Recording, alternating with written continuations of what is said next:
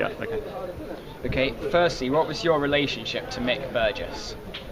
Well, I knew Mick quite well. Many years ago when I was at Fulham manager, he used to do some scouting for me. And being a local boy anyway, bumped into him on several occasions. But basically I first met him through the scouting at Fulham. He was a good friend of Derek Quigley's, who was the chief scout there at the time. And, he was a very nice man. Were you supporting either of the two teams today? No, not really. Obviously my son has been playing for Walton Casuals for the last few years, and now I switched to Molesey, so can't always come down to support him and watch him wherever he goes. But I like Walton Casuals. I think they're a lovely club. They've looked after my boy from the time he's been there, so today I just sat there and watched it. I didn't really care who won. Just hope that both teams have a good season. Okay, what's it like to work with Roy Hodgson in England? Well, I mean, it's a great honour to start off with, to work for England. But I mean, I've known Roy a long time. In my opinion, England are in the best pair of hands possibly could be. He knows everything about football. He's been abroad. He's won trophies. He's got loads of international experience. He's an excellent coach, and players respond to him. He's a quiet man in as much that he doesn't rant and rave, but he gets his message over, and I think he's got the respect of all the squad. And I think he's done really well anyway. But I'm sure that England will start to progress. Can you briefly explain what your role as England assistant manager involves? Well, I mean, it's a joint thing with Roy. As the title suggests, I assist him. Anything he wants. I mean, we go and watch matches. We spend a lot of time watching matches, potential players playing for England. That's a big part of our job. And then when we get the squads together, we share the coaching. Roy does the main sessions, I do the backup sessions, and things like doing video meetings and stuff like that. Gary Neville and myself share that workload, and so basically, anything that Roy doesn't want to do, we step in and do. But we're there to assist him, really. Okay.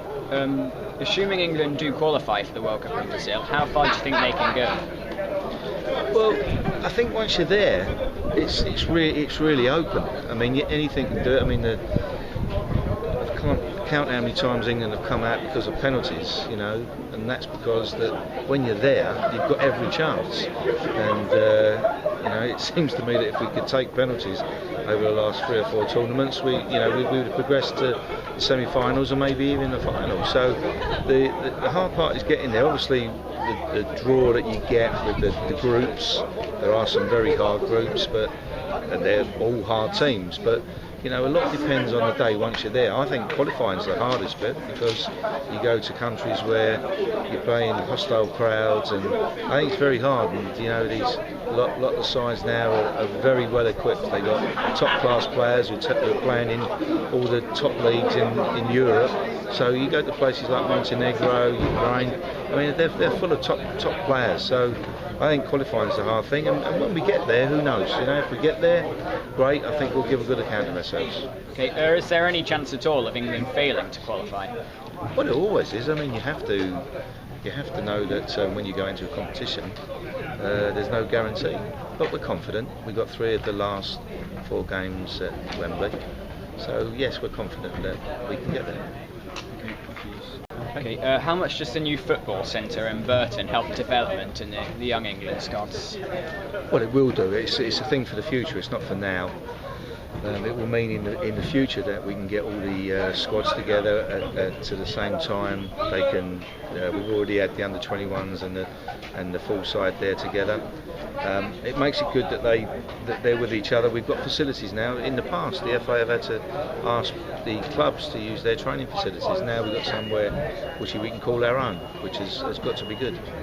Okay, it's common in international management to see management teams sacked after failing to perform to high expectations in just one tournament. Does this pressure help or hinder you in your job? No, everyone gets the same pressure. I mean, we don't. I think the game is pressurised anyway.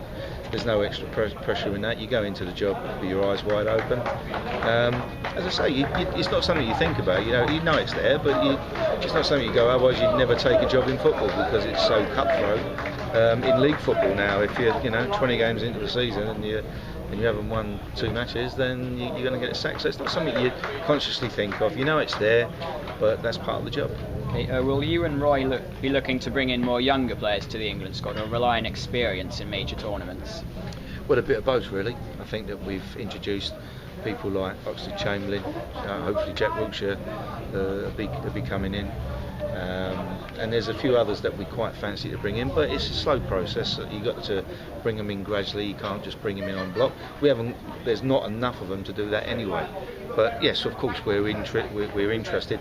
A lot of our players now have gone over the 30 mark, so we're looking to introduce younger players that will come in and do well for us. But it's you can't just sling them in.